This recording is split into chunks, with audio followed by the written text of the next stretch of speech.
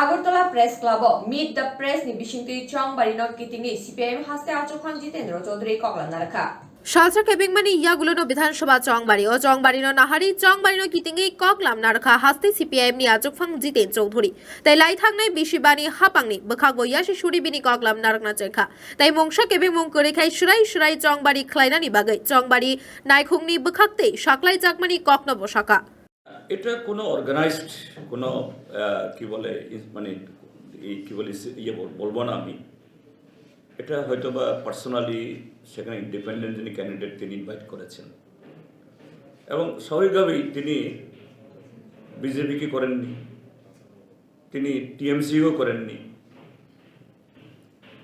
কিন্তু করেছেন কাকে? সিপিআইএমের লোক। সিপিএম তো সমর্থন করছে, সিপিএম তো লোক যেতেই পারে, সিপিএমের লোকরাই কাজ করছে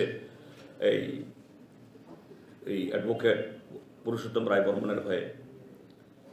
কংগ্রেস তারা আমাদের এই সম্মিলিত প্রয়াসে তারা আছেন, তারা গেছেন এবং সেখানে ত্রিপুরা মথার চেয়ারম্যান প্রদ্যুৎ মানিক্য কিশোরও he was invited and he gladly accepted that and share the platform. এবং সেখানে তিনি যেটা বলেছেন বা অন্যান্য জায়গাতেই বলেন দ্যাট আমাদের যে এই দাবি দাওয়ার ক্ষেত্রেতে বা একই সেই আইডিওলজির ক্ষেত্রে ডিফারেন্স থাকতে পারে, কিন্তু BJP is the common enemy. কারণ বিজেপি হলো যে আজকে শুধু ত্রিপুরাতে না, হোল কান্ট্রিতে এরকম মার্জিনালাইজড বা under privilege section of the population তাদের যে অধিকার যা আছে সে অধিকার এটাকে ভোগ করতে দেয় না, আর নতুনভাবে তাদের কাছ থেকে কিছু পাওয়া যাবে এটা কেউ আশাও করে না।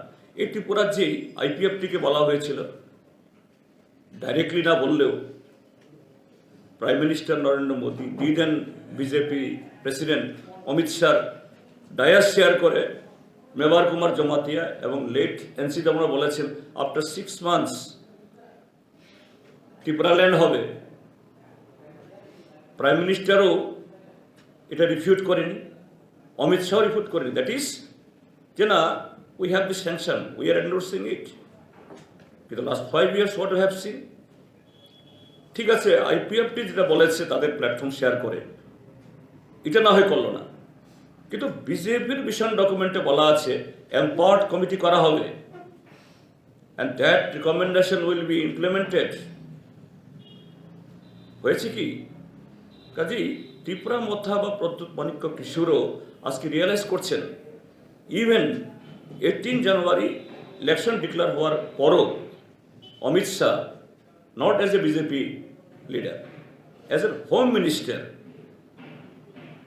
চার্টার্ড ফ্লাইট পাঠিয়ে এই প্রদ্যুৎ মানিক্য কিশোর এবং মথার লোকদেরকে নিয়ে গেছে by violating the model code of conduct. এবং সেখানে গিয়ে উনি বলেছেন আমাকে, আই ওয়াজ হিউমিলেটেড, থ্রেটেন্ড।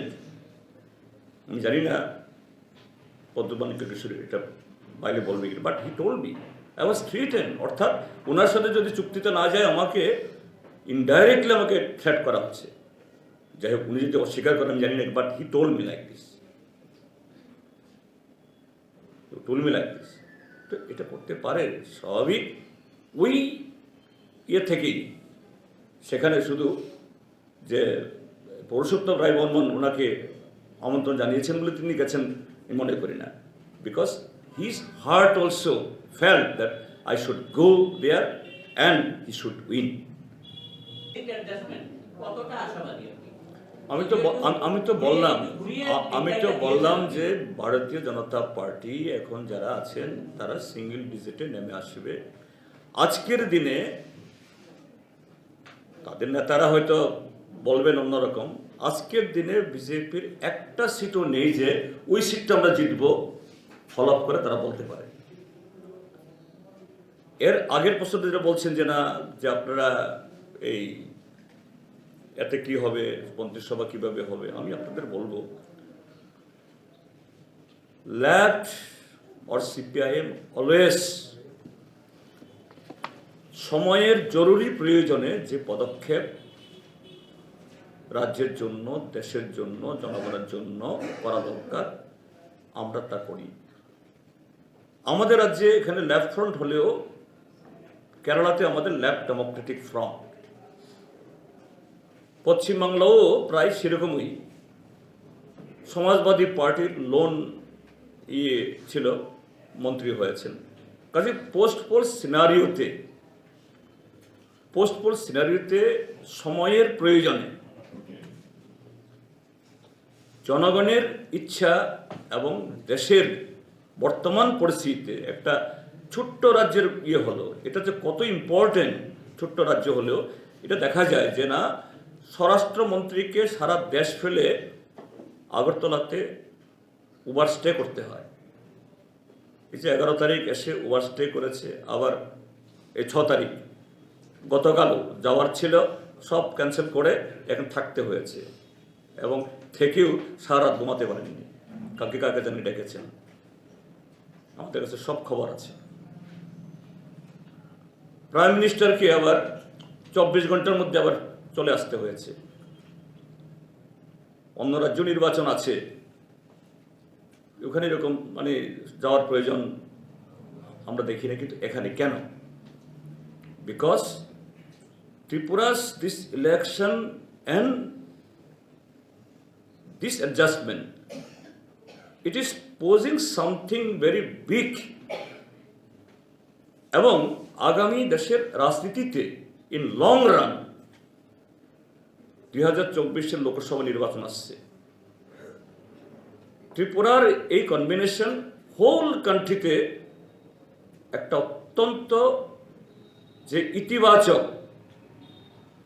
এবং সুদূর প্রসারী একটা বার্তা দিতে যাচ্ছে। Prime minister and home minister, they are worried for that, that's why they are coming or staying here. কাজে এটা মাথায় রাখতে হবে। কাজেই আমরা লেফটেও কোনো ধরনের স্টেটিক অ্যাডামান্সি না, শুধু স্টেটের প্রশ্নে না, হোল কান্ট্রির প্রয়োজনে পোস্টপোন সিনারিওতে এনিথিং কুড বি হ্যাপেন, যেটা দেশের জন্য প্রয়োজন। এদের মাথা এত খারাপ হয়েছে, ভুলেই গেছেন তারা প্রধানমন্ত্রী পদে আছেন। সাধারণ একজন বিজেপির নেতা এই জায়গায় নেমে এসছে, আর এটা বলে এটা বামফ্রন্টকে গালি না, এটা ত্রিপুরার মানুষকে তার অপমান করেছে প্রধানমন্ত্রী। 25 বছর কিছুই হয়নি। আর আপনি একটা জিজ্ঞেস করেননি, তারা বলেন, কেউ জিজ্ঞেস করেন, আমি বলে দিচ্ছি কি বলে। বামফ্রন্ট আসলে চাঁদাবাজি হয়, চাঁদা রাজ খতম হবে। ইয়েস, আমরা 1 টাকা 2 টাকা 5 টাকা 10 টাকা 20 টাকা চাঁদা নিই, আমরা গর্বিত। কারা আমাদের দেয়? প্রান্তিক অংশের মানুষ, শ্রমজীবী মানুষ, তারা বামফ্রন্টের দ্বারা উপকৃত, তারা আমাদেরকে দেয় এবং সেই পয়সাতেই আমাদের প্রচার সবকিছু চলে, আর তারা চাঁদা নেন না। এই যে হেলিকপ্টারে যে পঙ্গপালের মতো ঘুরছে, হেমন্ত বিশ্ব শর্মা প্রতিদিন রাত 11টায় আসছেন, কেন দিনের বেলা আসেন না আমি জানি না, কি রহস্য আছে। রাত 11টায় 12টায় আসেন, রাত্রিবেলা আসার পেছনে রহস্যটা কি জানি না। এই হেলিকপ্টারের পয়সা, চার্টার ফ্লাইটের পয়সা আর দাউজ বিজ্ঞাপন, কার চাঁদাতে এগুলি হয়? কার চাঁদাতে হয়? বিজেপির কি কোনো টাকা বানানোর মেশিন আছে না গাছ আছে? হ্যাঁ, আমরা চাঁদা নিই, আমরা গর্বিত। আগামী দিনও জনগণ আমাদেরকে চাঁদা দেবে এবং স্বেচ্ছায় দেয়, তা দিয়ে আমরা চলি, তা দিয়ে প্রচার আমরা করি। কিন্তু তাদের মতো ডাকাতি আমরা করবো না, দেশকে লুট করব না, সরকারকে আমরা ফতুর করব না।